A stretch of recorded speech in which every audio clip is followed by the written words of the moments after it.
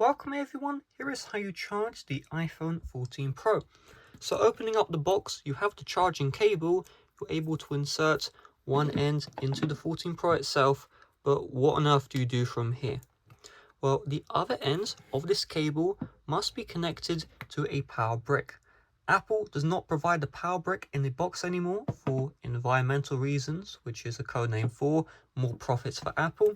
So you have a couple of options. Either if you had an old iPhone, you can use the old iPhone charger on your new iPhone 14 Pro. It will work, there'll be no issues. The next option is if you don't have the old charger, see if you have a USB Type-C charging brick laying around. It may sound like a weird request, but most computer laptops use a USB Type-C port right here. You can use those to charge. If you have an Apple MacBook, this USB Type-C will be supported as well.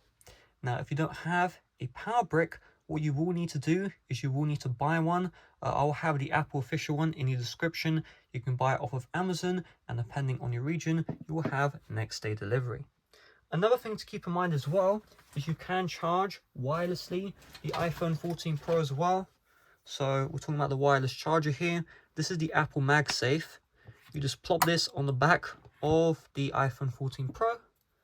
And then of course you will need a charging brick because the other end of MagSafe must be connected.